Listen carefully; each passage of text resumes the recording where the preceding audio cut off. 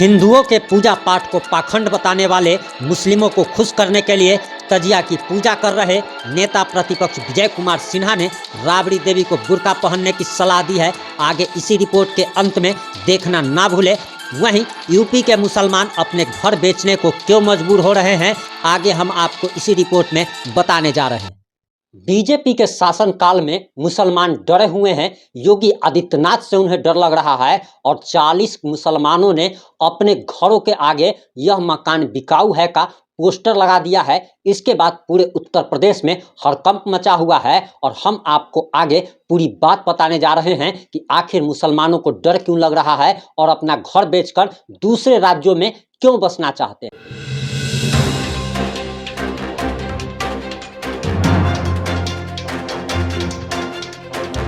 नमस्कार, मैं प्रिंस कुमार सिंह और आप देख रहे हैं पॉजिटिव इंडिया। अगर अभी तक आपने चैनल को सब्सक्राइब नहीं किया है तो कृपया चैनल को सब्सक्राइब कर लीजिए और जो लोग ऑलरेडी कर चुके हैं उन सभी लोगों को तहे दिल से धन्यवाद।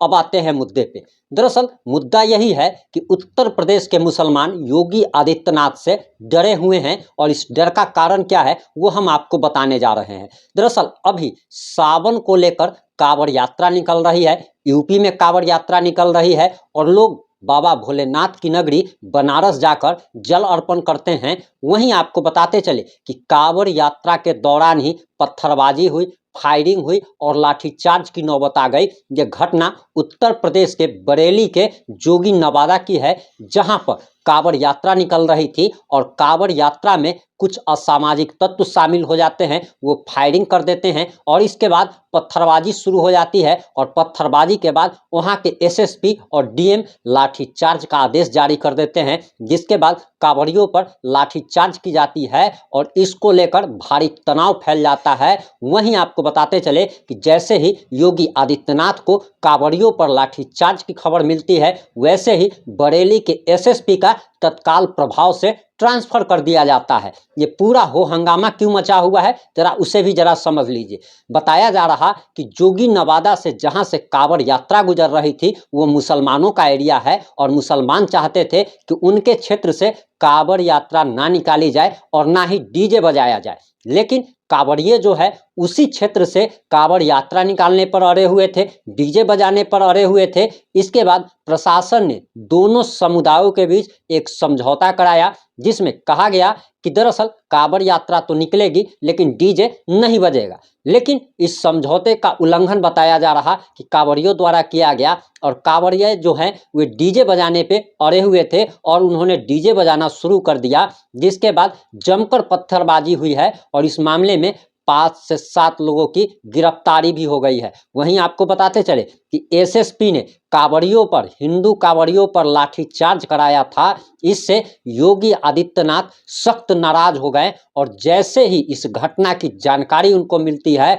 योगी आदित्यनाथ सीनियर अधिकारियों की मीटिंग बुलाते हैं और मीटिंग में तुरंत निर्णय लिया जाता है कि दरअसल उस एसएसपी का ट्रांसफर करा दिया जाएगा जिसने कांवड़ियों पर लाठी बरसवाने की हिम्मत की, जिसने ऑर्डर दिया था, और उसके बाद तत्काल प्रभाव से उस एसएसपी का ट्रांसफर कर दिया जाता है। अब आपको बताते हैं कि दरअसल ये मामला इसीलिए शुरू हो रहा है, मुसलमान पक्ष का कहना है कि इस क्षेत्र से कभी भी कांवड़ यात्रा नहीं निकाली गई है और हिंदू उन्हें चिढ़ाने के लिए दरअसल इस क्षेत्र से कांवड़ यात्रा निकालना चाहते हैं और इसी को लेकर सारा का सारा बवाल मचा हुआ है। मुसलमान लोग चाहते हैं कि हमारे क्षेत्र से कांवड़ यात्रा ना निकाली जाए, ये एक गलत परंपरा शुरू की जा रही है और इसी को लेकर ये बवाल मचाया जा रहा है। वहीं हिंदू कांवड़ियों का कहना है कि पूरा देश जो है वो सभी नागरिकों का है और कोई भी किसी भी क्षेत्र से जा सकता है। हिंदुस्तान में ही यूपी पड़ता है, जोगी नवादा बरेली हिंदुस्तान में ही है, कोई पाकिस्तान में नहीं है कि कोई किसी के क्षेत्र में जाने से, कोई किसी के मोहल्ले में जाने से किसी को रोक सकता है और इसी को लेकर के भारी बवाल मचा हुआ था। अब इसको लेकर बताते चले कि जहां पर एसएसपी का ट्रांसफर हो गया, वहीं 2 एएसआई को भी निलंबित कर दिया गया था। वहीं पुलिस फोर्स और रैपिड एक्शन जो है पूरे टीम जो है इलाके में मौजूद है और स्थिति पर नजर बनाए हुए है। पूरे इलाके पर ड्रोन से नजर रखी जा रही है। पुलिस की टीम इलाके में मौजूद नूरी मस्जिद पर तैनात की गई है। मौके पर सिटी एसपी, एसडीएम सहित अन्य पुलिसकर्मी और प्रशासनिक अधिकारी मौजूद है। वहीं बताया जा रहा कि कांवड़ियों के डीजे को जब्त कर लिया गया है। आपको बताते चले कि जिस समय अखिलेश यादव का शासनकाल था, उस समय कांवड़ियों के डीजे बजाने पर पूर्ण प्रतिबंध लगा दिया गया था और कांवड़ यात्रा का भी रूट तय किया जाता था, यानी कि जिस इलाके में मोहल्ले में मुसलमान रहते हैं उस इलाके से कांवड़ यात्रा नहीं निकाली जा सकती थी। लेकिन योगी आदित्यनाथ जब से सत्ता में आए हैं, साल 2017 में योगी आदित्यनाथ मुख्यमंत्री बने थे और तब से लेकर अब तक कांवड़ यात्रा हर एक क्षेत्र से निकलती है, चाहे वो हिंदू इलाका हो या फिर मुस्लिम इलाका हो। और इसी बात को लेकर मुस्लिम समाज नाराज बताया जा रहा है और उसने अपने घरों के पीछे घरों के सामने जो है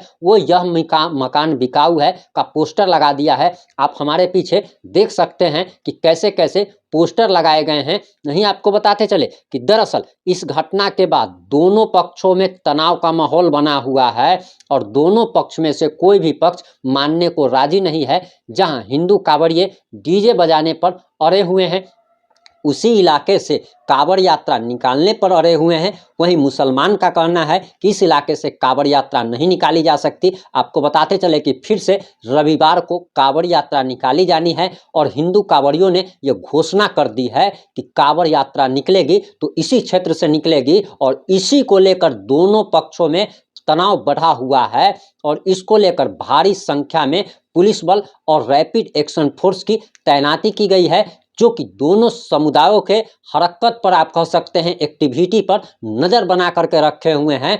वहीं आपको बताते चले कि दरअसल यूपी में ये सब जो कुछ भी हो रहा है ये योगी आदित्यनाथ के शासनकाल में हो रहा है। यही अगर दूसरे पार्टी की सरकार होती या दूसरा कोई मुख्यमंत्री होता तो अब तक जिस एसएसपी ने कांवड़ियों पर लाठीचार्ज की अनुमति दी थी उसे शाबाशी दी जाती, उससे प्रोत्साहन दिया जाता। लेकिन योगी आदित्यनाथ की ही सरकार है कि उसने एसएसपी का तुरंत ट्रांसफर कर दिया। वहीं आपको बताते चले कि बिहार में जहां हमारे बिहार के माननीय उप मुख्यमंत्री तेजस्वी यादव या पूर्व मुख्यमंत्री लालू प्रसाद यादव चंदन लगाने वाले को जो टीकी, जिसको टीका कहा जाता है, जो टीकी पीछे रखते हैं, वो जो रखा जाता है, शिखा जिसको बोला जाता है, अगर आप रखते हैं तो उसको पाखंड कहा जाता है। लेकिन यही वीडियो अभी आपके स्क्रीन पे चल रही होगी जिसमें आप देख पा रहे होंगे कि मुस्लिम तुष्टीकरण के लिए मुहर्रम के तजिया जुलूस के दौरान किस प्रकार से लालू प्रसाद यादव अपने आवास में तजिया को बुलाते हैं और अपने आंखों के सामने अपनी पत्नी से उस तजिया की पूजा कराते हैं। यानी कि पूर्व मुख्यमंत्री राबड़ी देवी किस प्रकार से तजिया की पूजा कर रही है वो अभी आपकी स्क्रीन पे चल रहा होगा। वो अच्छत छिट रही है तो हिंदू अगर टीकी रखता है, शिखा रखता है, चंदन अगर लगाता है तो उसे यही लोग पाखंड कहते हैं। लेकिन आखिर ये क्या है वो भी समझने की जरूरत है और इन लोगों को हिंदू का विरोध सिर्फ और सिर्फ मुस्लिम वोट के लिए करना होता है। वहीं इस मामले पर विजय कुमार सिन्हा नेता प्रतिपक्ष ने साफ साफ कह दिया कि अब राबड़ी देवी को बुर्का पहन लेने की जरूरत है, सिर्फ बुर्का ही बचा हुआ है जो उन्हें पहनना चाहिए। आपको बताते चले कि लालू प्रसाद यादव ने अपने आवास में, यानी कि पूर्व मुख्यमंत्री के आवास में तजिया जुलूस को बुलाया और जिस प्रकार से राबड़ी देवी ने पूजा किया, जल छिड़का और जिस पर तरीके से पूजा अर्चना की, इसके बाद ये वीडियो सोशल मीडिया पर तेजी से वायरल हो रहा है। यानी कि बिहार में जहां मुस्लिम तुष्टीकरण किया जा रहा है, मुस्लिम वोट बैंक को खुश करने के लिए हिंदुओं का अपमान किया जाता है, वहीं आप उत्तर प्रदेश को जरा देख लीजिए कि उत्तर प्रदेश में जिस पुलिसकर्मी ने, जिस एसएसपी ने आखिर लाठीचार्ज का आदेश दिया था, उस एसएसपी का तुरंत ट्रांसफर ऑर्डर जारी कर दिया जाता है। और सबसे बड़ी बात तो आपको ये बताते चले कि मुसलमान वहां पर डर करके रहे हुए हैं। वहीं बिहार की आप घटना आप देख लीजिए कि बिहार में क्या हुआ है। मुहर्रम के दौरान जो है वो नाबालिग बच्ची के साथ गैंगरेप की घटना को अंजाम दिया। यही यूपी में अगर होता तो अभी तक अपराधियों का एनकाउंटर हो जाता। लेकिन बिहार में ये इसलिए नहीं हो सकता है क्योंकि मुस्लिमों को खुश करने के लिए हमारे बिहार के माननीय मुख्यमंत्री और माननीय उप मुख्यमंत्री किसी भी हद तक जा सकते हैं। इन्हें मुस्लिम वोट बैंक चाहिए और मुस्लिम वोट बैंक की जरूरत इसीलिए है क्योंकि हिंदू जातियों में बटा हुआ है और बिहार में जाति आधारित जनगणना जो है